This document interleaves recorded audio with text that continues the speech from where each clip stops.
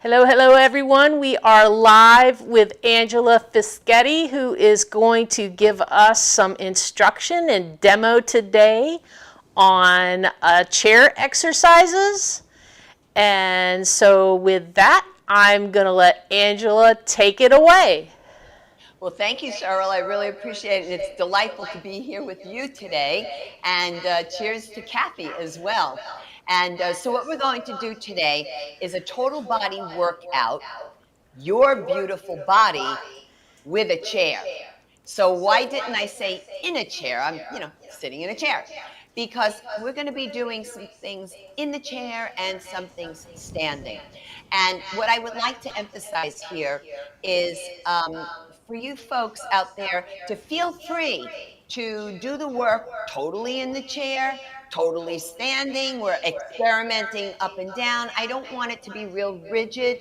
I want you to feel free to do this any which way is best for you, because this class was really designed for those who are absolutely new to exercise or may have gotten injured in the past and are really afraid to do purposeful movement. And that really is what exercise is all about. So I want to try to help overcome those fears and maybe those resistances a bit by showing you basic exercises that will work you, but we're not using anything but your beautiful body. Well, we may be using two other things. You'll see in just a moment. So the whole point here is for those of you brand new, those of you who have chronic health concerns, it's a way to get reintroduced to the work safely. So the accessories we'll be using will be your beautiful body, as well as a sticky yoga mat and basically you could use a standard folding chair, but something quite sturdy. Now, you know me, I always like to use my yoga chair because it doesn't have any backing other than the rim, because I like it for demonstration purposes, but it's not a must. And also I have a cushion underneath my butt because the chair is kind of hard. And I want that little bit of height as well. So this is going to lead me into the medical disclaimers and precautionary measures. I'm going to do this a little differently tonight. I'm going to give a blanket statement. If you have any chronic concerns at all, you are invited and you are encouraged to preview the work before participating. Look for what you can do. However, if you're not sure, then I would invite the medical healthcare practitioner who knows your body best to preview the video as well to help you make an informed decision. I will be going into more specifics as we move along into the work as well. But I do want to say right from the beginning, if you have a latex allergy, the mats are all made out of latex. So please be careful. Look for non-latex or latex-free. So one of the reasons I wanted to begin here in the chair is to basically review. We've done this before, but I'm always going to review it for newcomers to Kathy's channel or to my work. So I want to review how to sit in a chair. I'm going to turn here to the side. So a lot of people get on, and especially folding chairs. I don't know why, but it invites it, okay? People do this. They tuck their feet underneath. So right away, I'm going to talk about if you have knee flexion issues with bending of the knees, you're putting more pressure on your knees by bringing your feet all the way back here. So what I would do, and I like to do, is bring my feet forward. I bring my ankles a little forward of my knees. The other thing is I'm sitting up on the cushion because it might be a little hard to see, but my acetobulofemoral joint right here, it's the hip joint, and it's also known as the coxal joint, is just a little hint higher than the tibiofemoral joint of the knee. And that's how you want to sit in your dining room chair, in your kitchen chair, at your desk chair, in your office, at home, your home office. When you are getting in and out of your car, you want your car seat to have your hip joint a little higher than the knees. And even when you board a plane, bring a cushion with you, because those seats are the worst.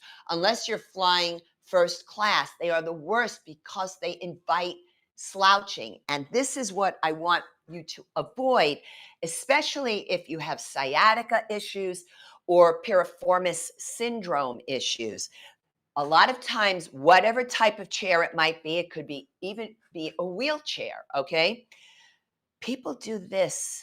They slouch back and they let the chair hold them up. I want you to hold yourself up. So what you can do, if staying fully upright is an issue, you can put a cushion or a really thick pillow behind you to make sure you're sitting tall and proud, and your low back will appreciate you. The sciatica, the piriformis syndrome issues, they will calm down just by that little adjustment with the cushion. Now, another thing I want to show you, and I do this all the time myself, and I even do it if I'm on my stability ball to do working out. I place the hands underneath the buttock flesh. Now, it's a little bit of a tip from yoga, but it applies to this as well. Underneath the buttock flesh, I pull the flesh not only straight back, but then I wick it out wide toward the shoulders. Then I gently rock from side to side, just getting a sense of feeling for the ischial tuberosity. In yoga, we would call these the sits bones. I want you to sit up and forward on the front edge of the ischial tuberosity rather than sinking back. So that's just a few tips I wanted to pass your way that could help you with the simple act of sitting. Now, what are we going to do here with this total body workout? Your beautiful body with a chair. Like I said, we're going to do some exercises standing, some exercises seated. You do it however you need to do it. But I'm going to be teaching you 9 exercises, and I hesitated for the moment because I might throw a few more in as I go along, all right? So don't hold me to the number 9, but I'm going to teach you a bunch of exercises vertically. And we're going to do one set, and a set is a group of 8 to 15 repetitions of each exercise. Now, you folks know who are follow my channel know I do a lot of work with supersets. I've done them here on Kathy's channel with the weights, etc. However, because this is designed the way it's designed for the people this is designed for, this is not going to be about supersets. So if you find when you're working out on your own, you want to do more of the work, my advice is to simply go back to the top and do the entire thing vertically. And this way you can get the entire program with 2 sets, which is really great. But if you can only begin at the 1, that's where you begin, because it's a great place to begin. Everybody's got to begin somewhere. So what we're going to do now is move into a simple warm-up. I love to do movements of the spine to warm up, especially when I'm going to be sitting a bit. So I'm going to turn here to the side. Now, before we go into it, I want to talk about a couple of issues, all right? So in one of the movements, I'm going to be doing this. This is a nice, beautiful spine extension. It's a hyper extension of the cervical spine of the neck. Not so great regarding the cervical spine of the neck for those of you who have had a TIA, a transient ischemic attack or a stroke. You're going to keep your head neutral. You can do the big old back bend, but you keep your head here. Now, conversely, for those of you who are medicated or not for hypertension, have vertigo or GERD, you need to be careful of dropping the head down. I don't want to blast you into my microphone, but it is a forward flexion of the cervical spine of the neck. You as well. Keep the chin head neutral. So now we're going to place the hands on the thighs. Remember, your ankles are slightly forward of the knees. So on the inhale, I'm going to slide the hands up toward the top of my thighs, toward my groin. I'm going to open up the chest, roll the shoulders back. This in yoga, we would call this the seated cow. But anatomically, it is a back bend, it is a spine extension.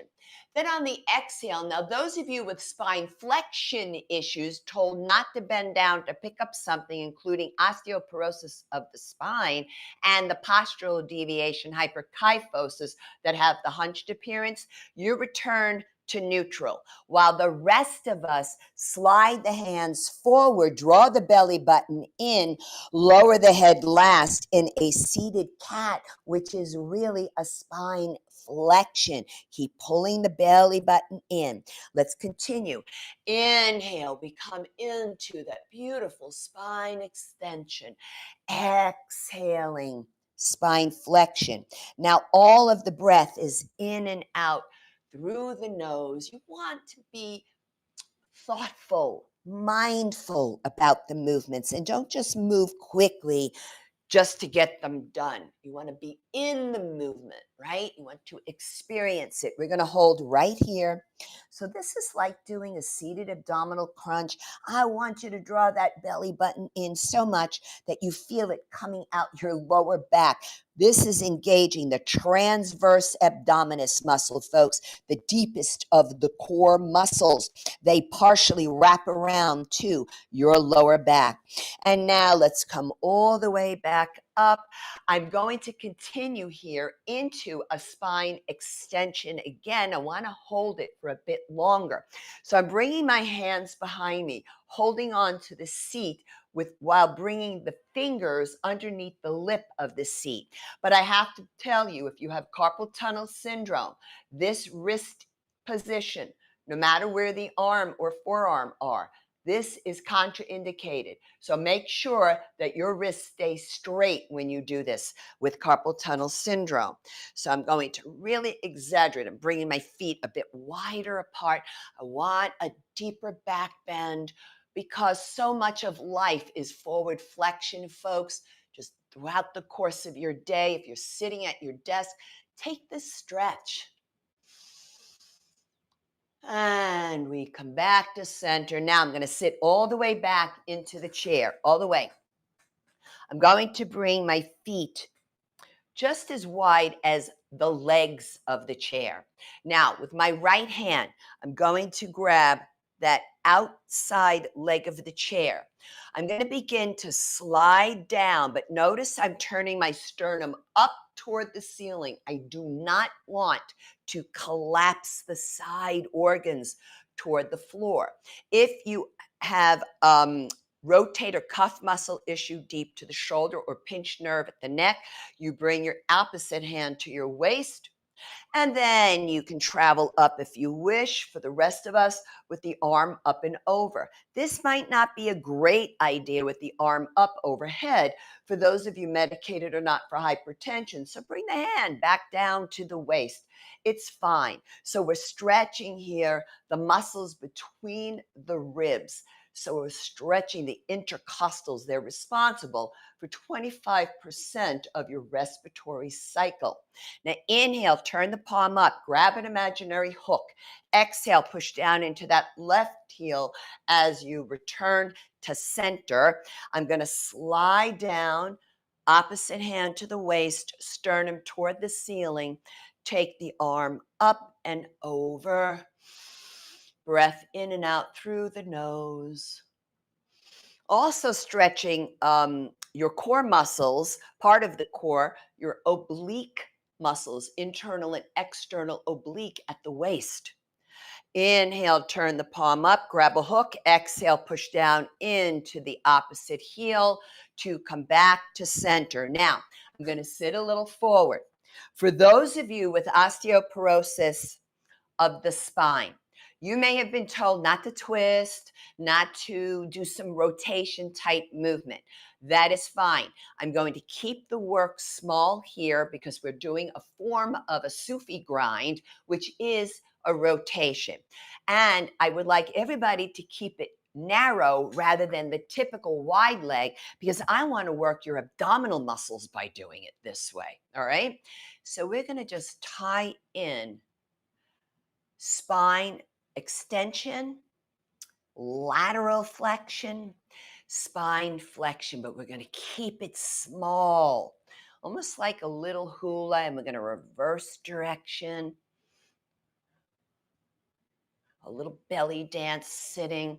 It is a lot of work abdominally. It's a stunning massage for both your large and small intestines, back to center. But if you want to go big, then please feel free to do it big, legs wide apart, but not for those who have osteoporosis of the hip or have had a hip replacement.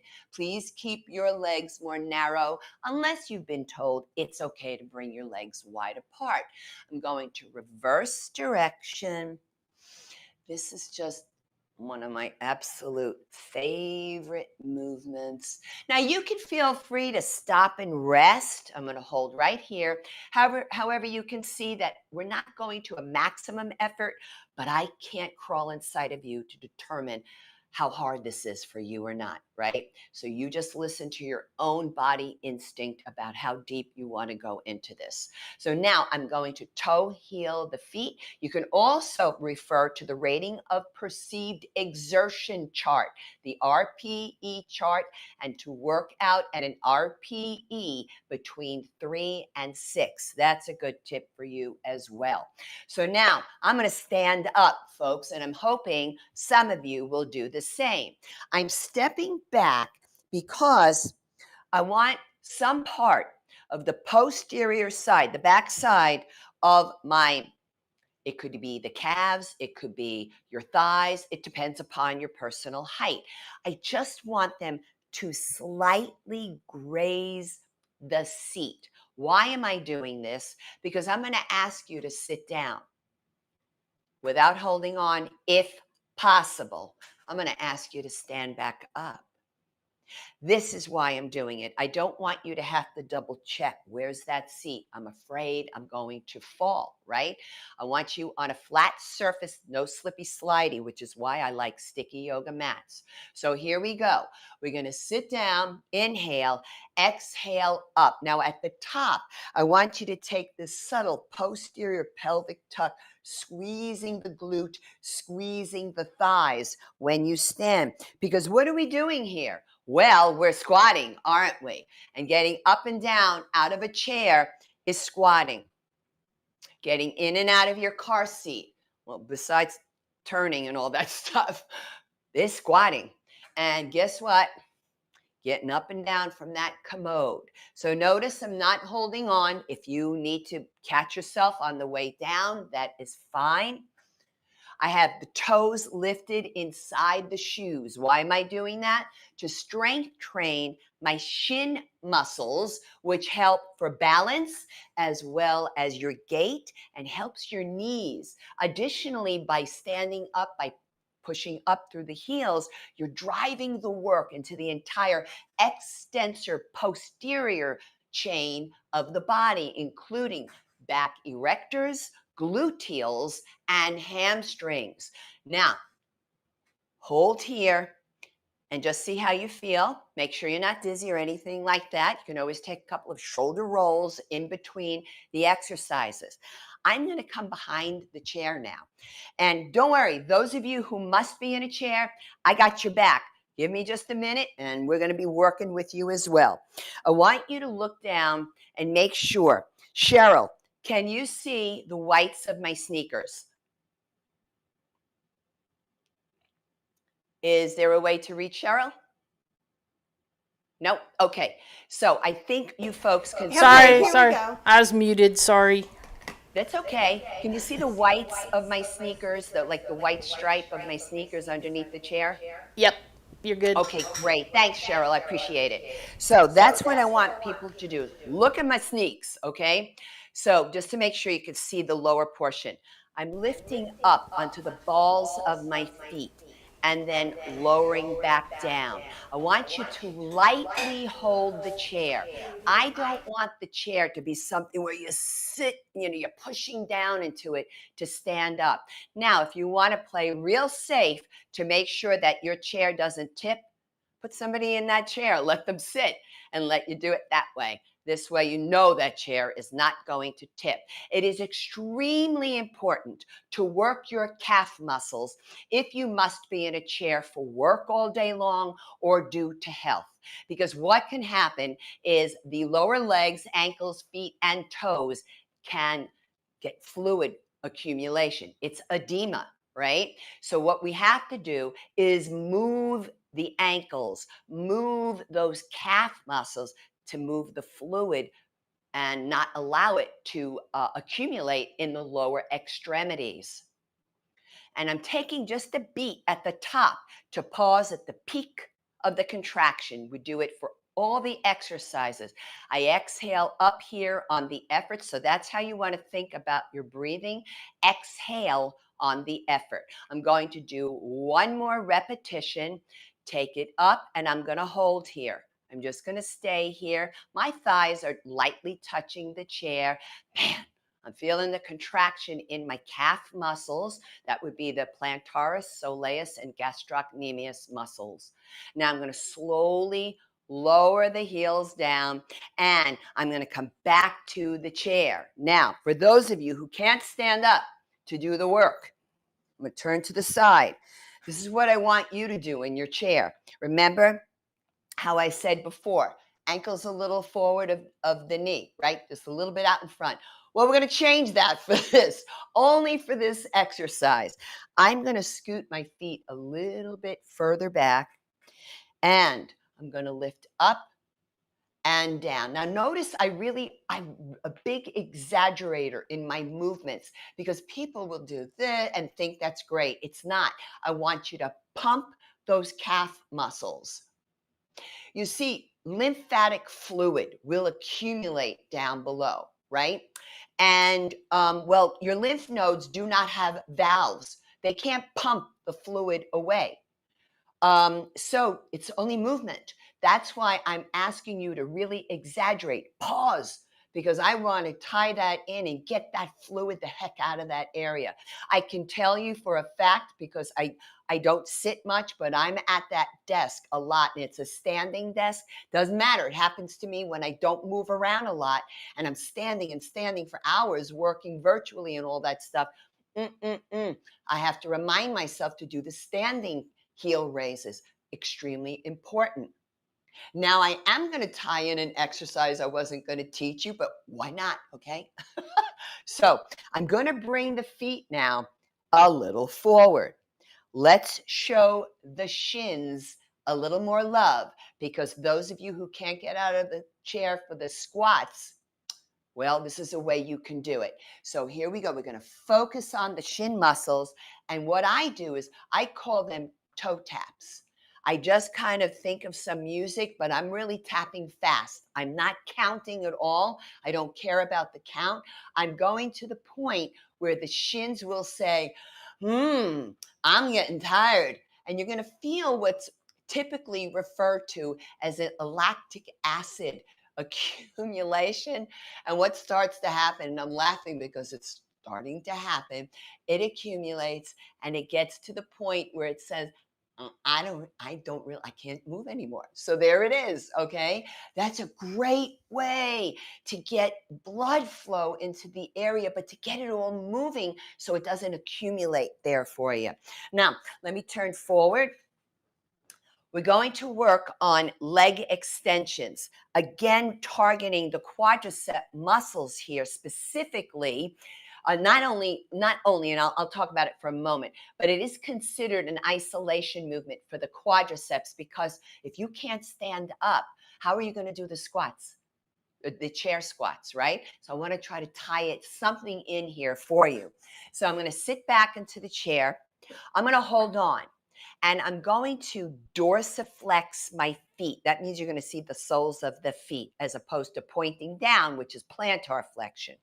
And then I'm going to tap my heels down lightly and right back up. Pause. Inhale to lower. Exhale up, pause. And I'm taking my time because I want to absolutely activate those quads. But because the feet are dorsiflexed toward the face, I'm also working the shins. I always want to try to figure out how to get more in there for you. Now, you can level up by not holding on. That's a way to do it. You can level up with the arms up and overhead, belly button in, no slouching, breath in and out through the nose. You want to level up with the arms out in front. Maybe overhead is too much for you. You see what I'm saying? You can just get creative and add on things to do while you're doing the primary work, because this is all about leveling up. And it all helps cognition as well, folks. We're going to do 3 more like this. Pause. Inhale to lower. Exhale to lift. Pause. Inhale to lower. Exhale to lift. Pause. I'm going to lower the arms down. I'm going to stay there. Now, for some of you, those leg extensions might be easy. So I'm going to ask you to top it off with a finisher of holding statically. And this is isometric contraction. There will be a point where my thighs say, I'm not loving it anymore. And that's okay. All right. And that's perfectly all right. Now, from here, I'm not lowering my legs, but if you need to, do so. All right.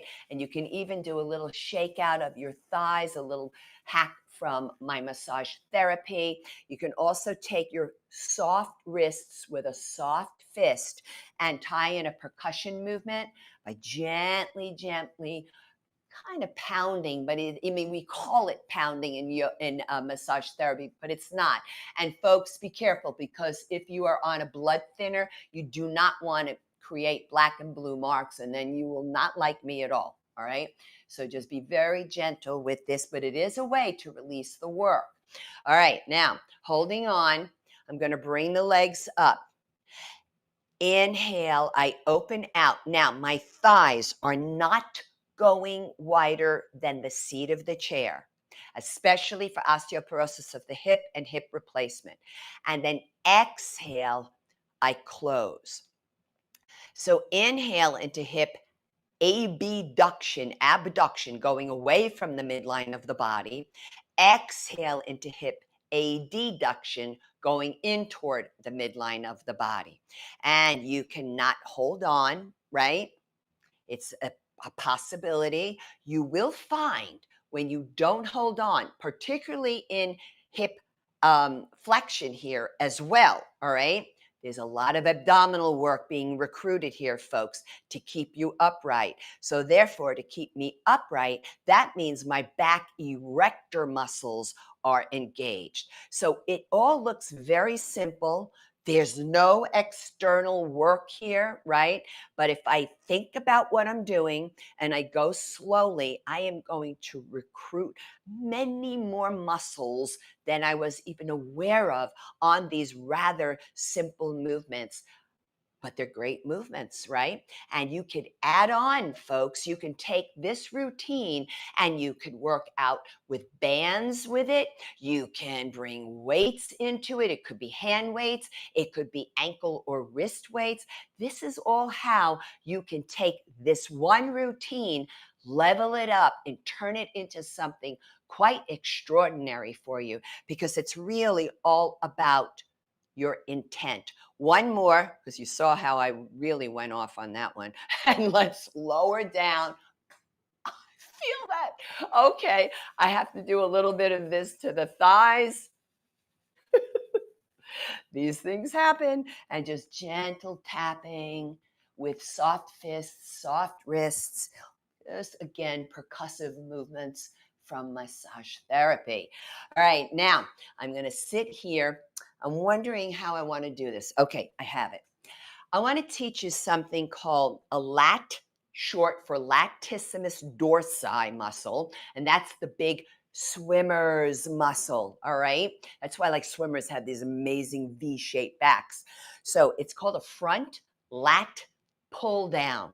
I'm going to bring my arms out and up, and I'm going to visualize that I'm holding onto a bar. And that bar is attached to a machine that has a lot of weights stacked. I'm going to puff up my chest, and on the exhale, I'm going to pull down. But notice how I'm going out and up and then out and down. I'm doing that because that's how I'm going to engage the latissimus dorsi muscles just a little bit more. You can feel the scapulae, your shoulder blades sliding down and in. Inhale and take your time. Now, I did an upper body workout with weights today before working with you, and I did do this exercise weighted, and I gave it some thought, and I said, well, maybe I'll do it in class. Yeah, I love it for you. In fact, it's a great exercise.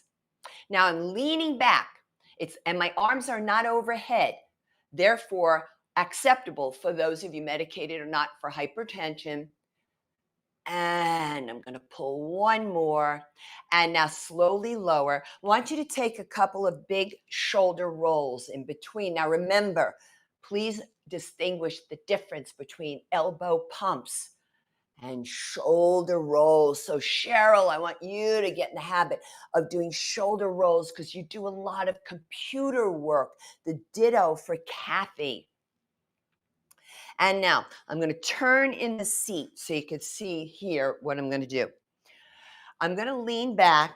Now, when you lean back to do an exercise and the head is up, TIA stroke, please, it's just a subtle lift of the chin. I'm not doing a hyperextension of the cervical spine of the neck. So I want you to understand the difference. So now working with a narrow grip with the chest puffed up, I'm going to push out and up.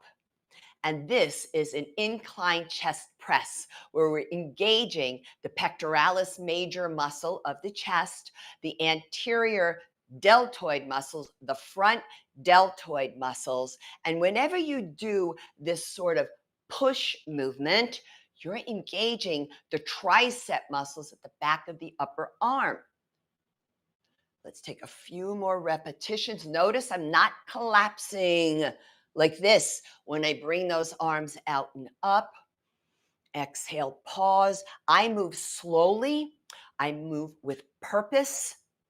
And you turn this into quite an activator of a lot of muscles when you approach it this way. One more, pause, and slowly down.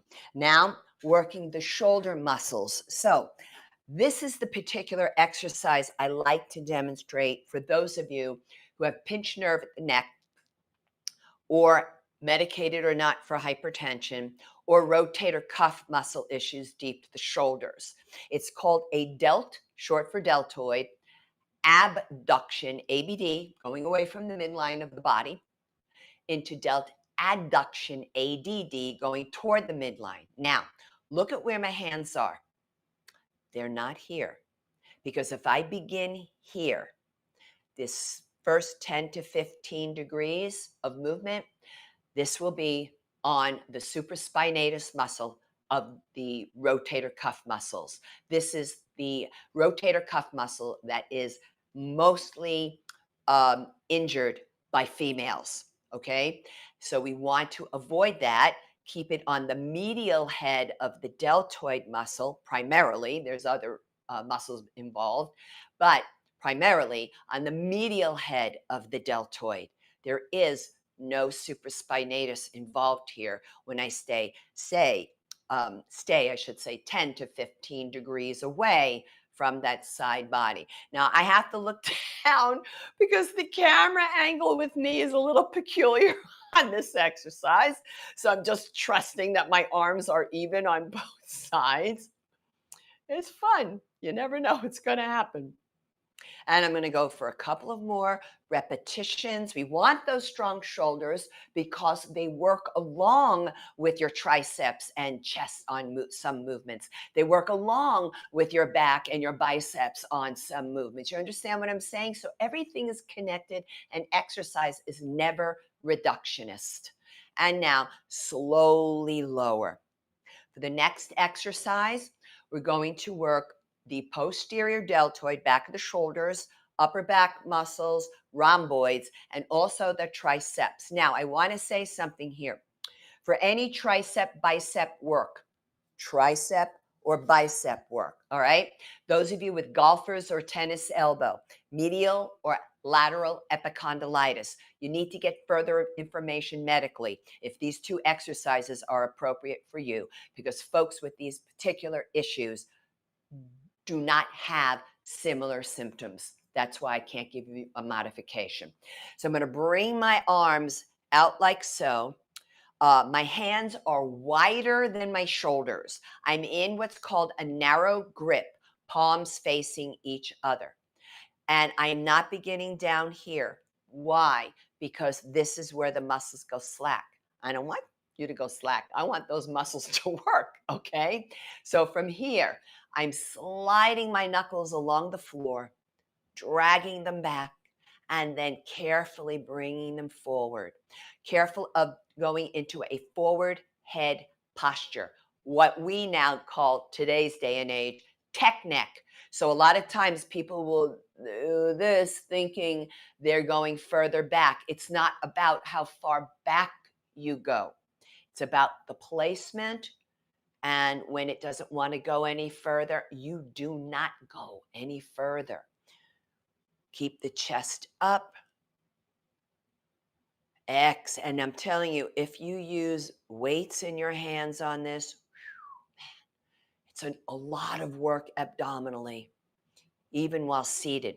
So it's called a straight arm pushback, also known as a straight arm press back. Let's do 2 more repetitions, working the backs of those arms. Ooh. One more. Actually, I fibbed. I'm going to show you a few more repetitions. For those of you who can forward flex the spine, bring your feet a little wider, then do it. Reaching back and up. Belly button is in.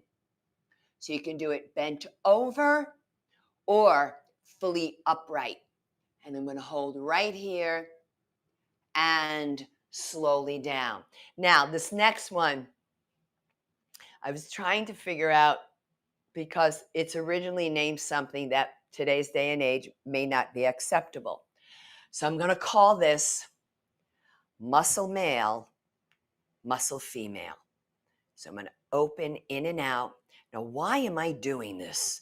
Because we're building you up to eventually use external resistance for some of you, right?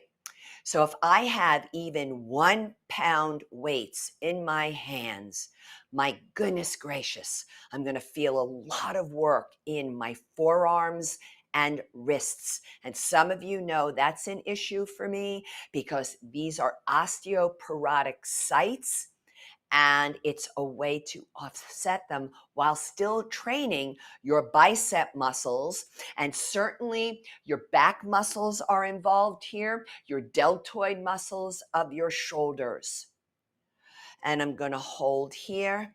And you can even pump, pump, pump, pump, pump.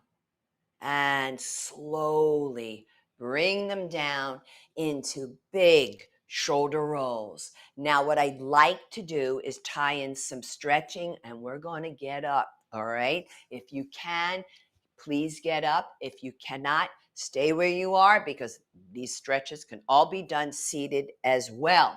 So first off, I want to bring my hands to the small of the back. Be careful here with wrist extension, with carpal tunnel syndrome. You can always bring your hands to your side waist. But I want to do a belly dance with you. And it's what we did seated, isn't it? So we're going to do it standing. And reverse direction. It could also be called that hula hoop movement. Oh, it feels really great, especially if you've been sitting for a while. And now I'm going to bring my arms out and I'm going to push the walls away from me, but I'm in wrist extension. So for those of you with carpal tunnel, straighten the hands, and I want you to reach out actively through the middle fingers to both walls. My arms are not behind my torso at all right? Just want to make sure I'm even, and then I'm going to push out, stretching the entire length of the arm from the wrist right on up through the forearm muscles up to the biceps and front shoulder. Now, here we go. We're going to turn the thumbs down. Inhale, exhale. I'm going to turn my back to you, and I want you to look at the placement of my hands. The fingers are all interlocked. The thumbs crossed over. Shoulder blades fully retracted. Belly button in. Please, if you are standing like this, thinking, oh, look how far back I'm going, please don't do that. So what you can do is grab a yoga strap, grab an exercise band or an exercise tube, maybe even the belt from your robe. I want something soft in your hands, especially if you have hand issues.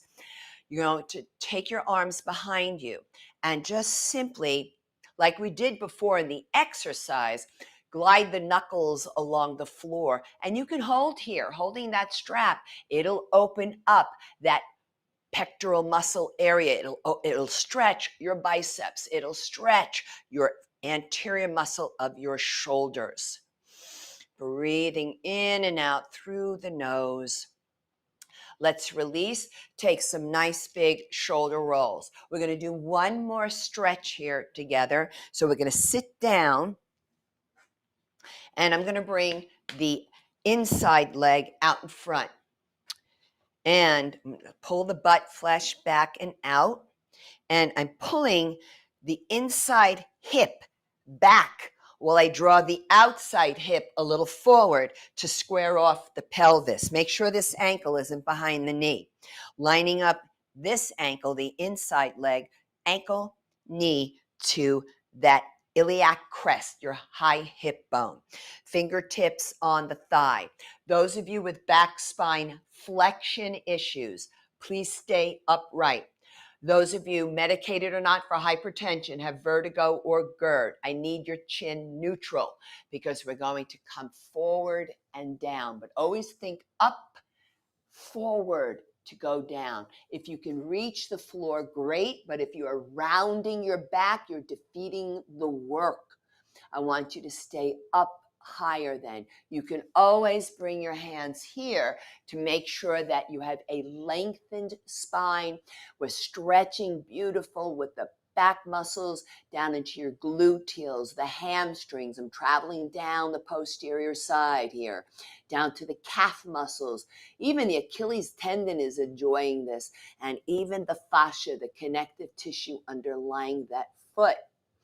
And then inhale, I come forward to rise back up, offsetting any potential for those of you who get orthostatic hypotension, a rapid plunge in the blood pressure. You inhale to come up, it'll help.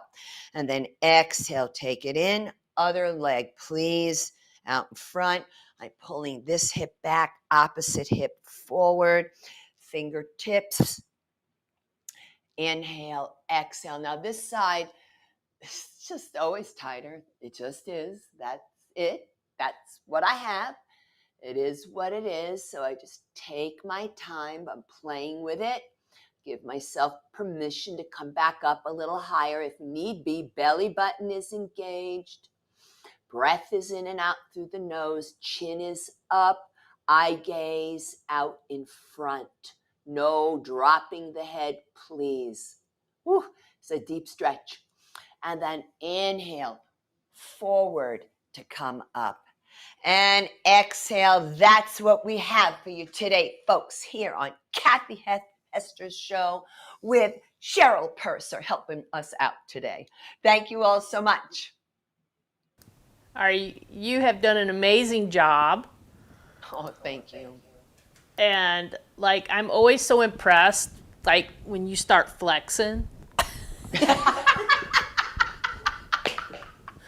I'm But you like, see, I'm Cheryl, like, wow.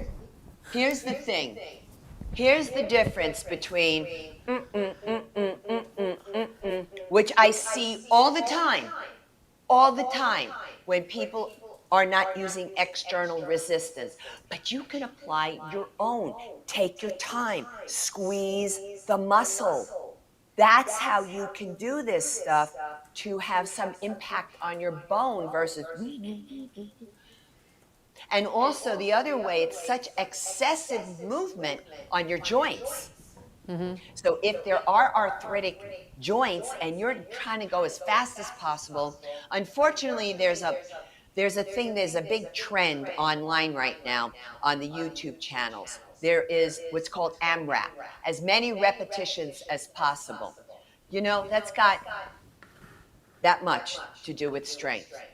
It has to do with endurance. Now, I'm not saying that that isn't possible in certain situations, but I do not agree any longer with the days of when we used to be told, "Oh, you want to thin your thighs? Then do 50 to 100 repetitions on the machine." That doesn't do it. It's old science. And that as many reps as possible, to me, is like I'm trying to fill up space and time to the beat of the music. And you're letting that be the most important thing, as opposed to, I need you to think about what you're doing. Because if you have chronic health conditions and you are racing through the movement, you're going to blame the movement instead of how you executed the movement. Got to think about what we're doing and our purpose and our reason why. Yeah. I hope that makes sense. Makes absolute sense to me. Um, some folks are saying we're getting a little bit of an echo again, and I'm trying to figure out here exactly what's going on. We had it earlier too, and then we were able to get it squashed. So Try I'm, turning down the sound that you're hearing. I have turned down the sound just now. How's that? Is that better, everybody? Angela, talk and see if that's better. Okay, maybe mine is too loud. I have to go back into my system. I don't know. No, I'm not exactly sure what's going on over here. I'm pretty sure it's on our end. But how does that sound, Okay. folks? Is the echo gone? If somebody can comment on that, Yin, do you still hear a echo? Is it just you, or is it me, or what is it? It's on our side. It's on our side. Yeah, everybody says it's better now. All right. Okay, thank you, folks. Appreciate that, Cheryl. Thank you. Does anybody have any questions that they would like to ask Angela while we have her? Exercise questions?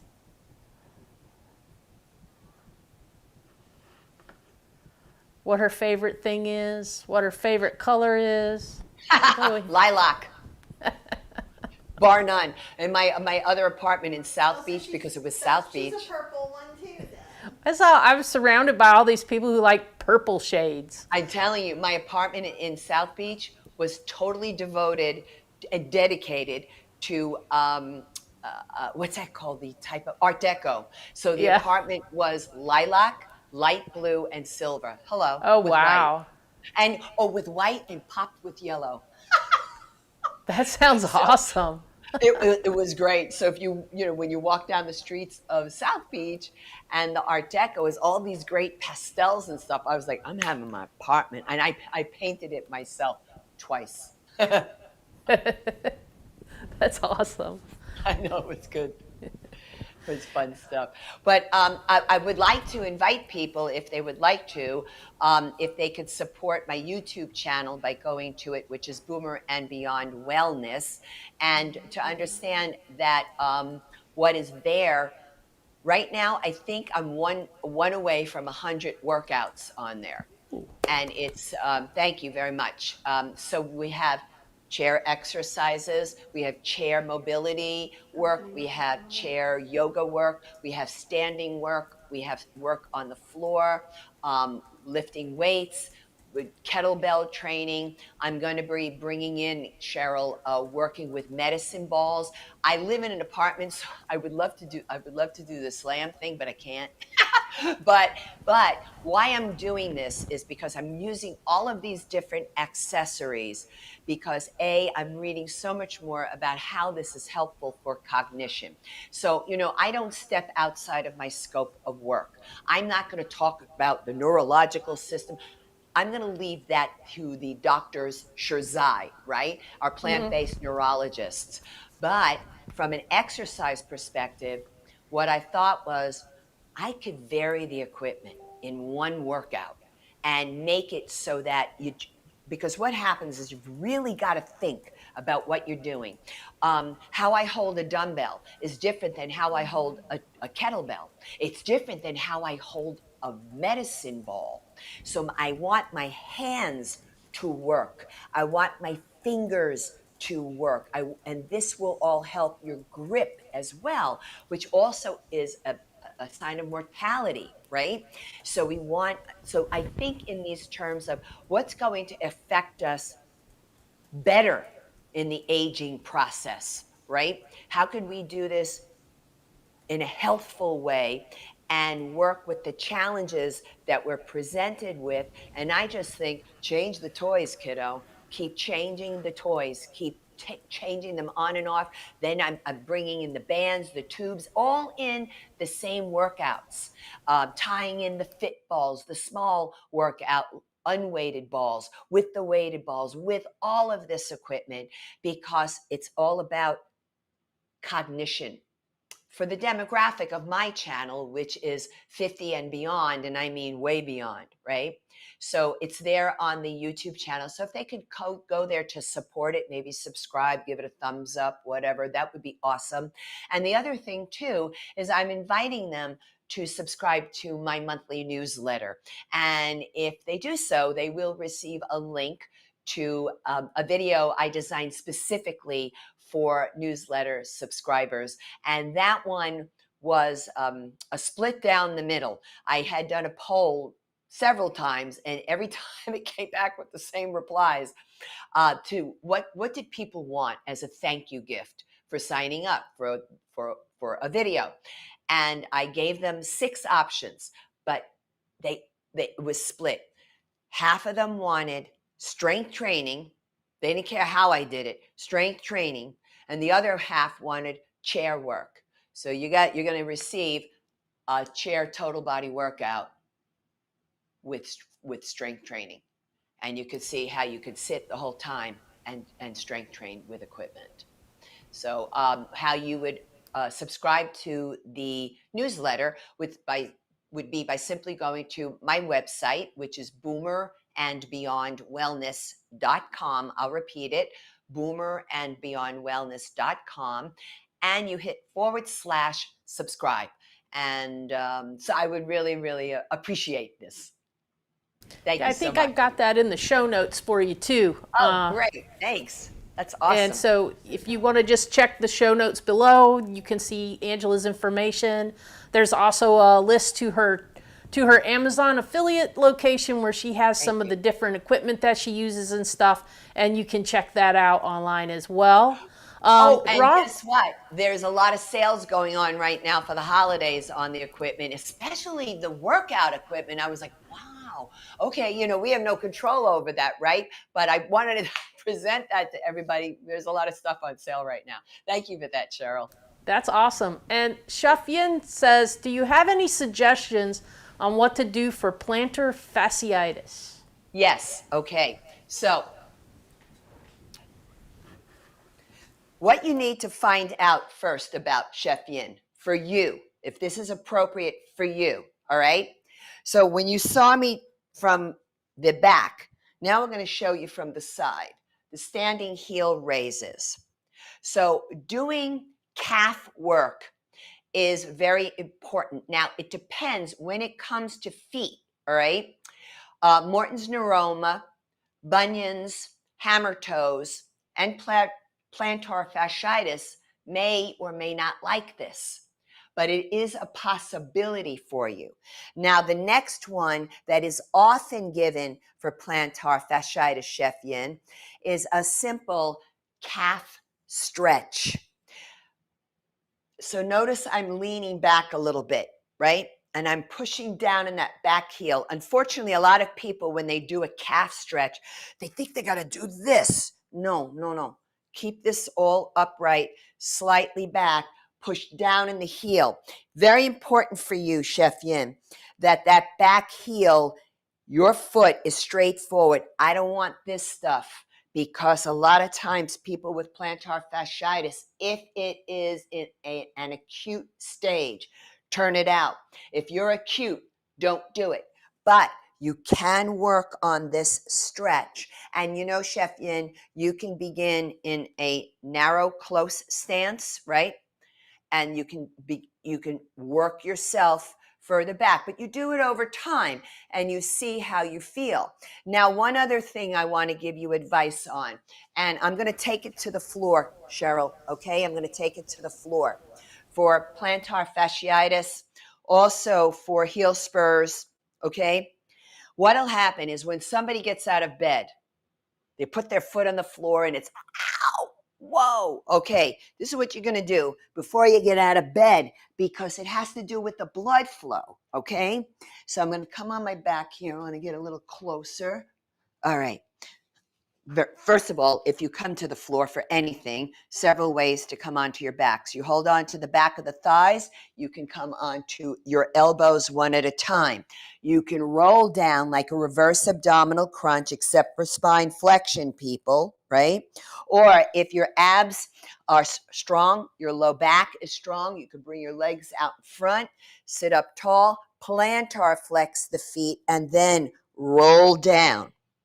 Now, from down here, when you're in your bed, before you get up. Now, I have a video on my channel, Cheryl, that is I don't know, something like stretches and movements before you get out of bed.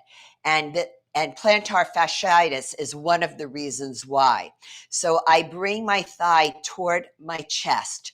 My ankle is slightly higher than the knee. From here, what you want to do is point and flex. So what is it technically? Because I like to speak technically. Plantar flexion, dorsiflexion. You want to work up maybe 10 to 15 of each. So the count, Chef Yin, would be 1 and 1, okay? Now, the next thing you can do is create a circle with that ankle.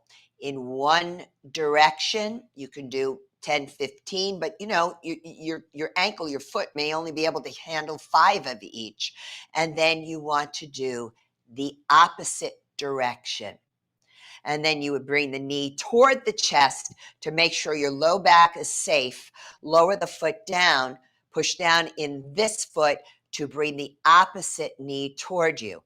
Point and flex. So before you set your foot on the floor with heel spurs or plantar fasciitis, you could see if these movements work for you. They're often given for those conditions, but you never know it with any individual. So I hope that helps, Chef Yin.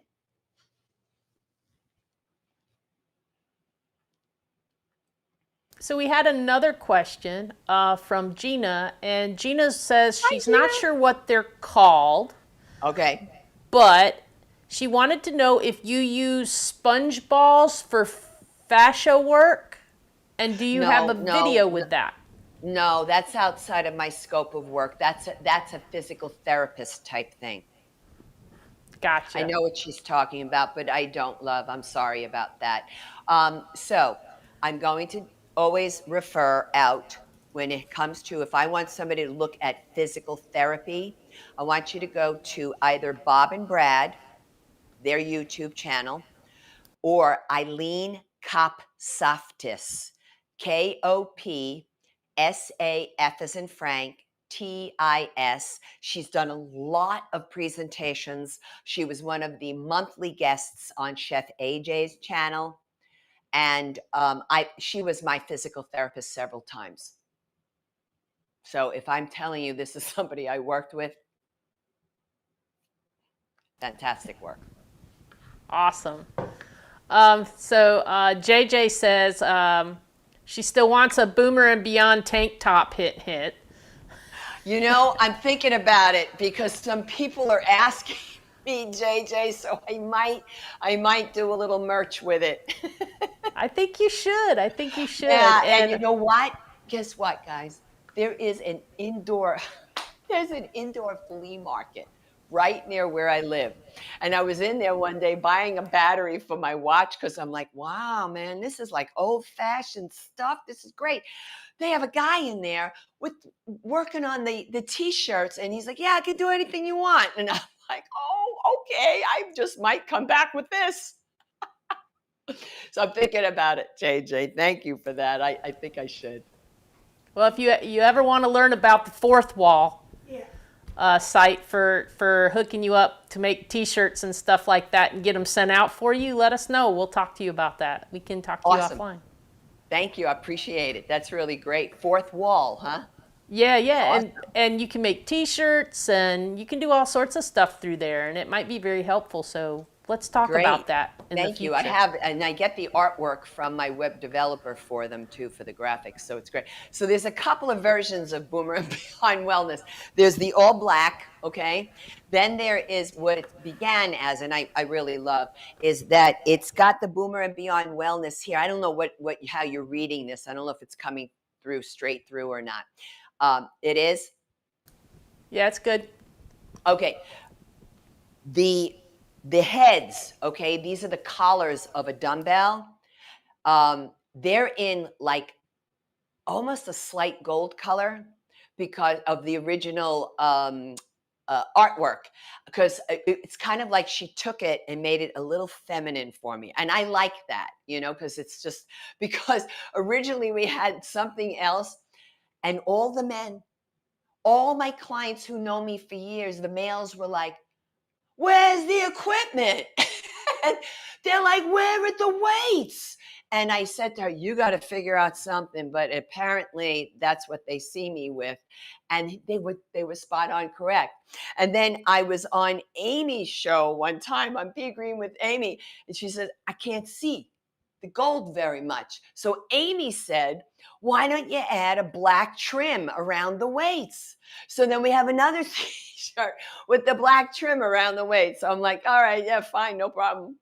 Whatever, I enjoy it all. So to me, it's a lot of fun. You should throw them all up there on Fourth Wall and just let people get which one they like. Yeah, thank you. I appreciate that. Wow, that's cool. Great idea. Thanks.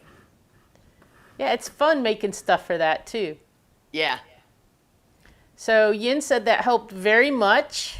great. Good deal. And Vegan Mentor Coach is here. That's Linda Middlesworth, folks.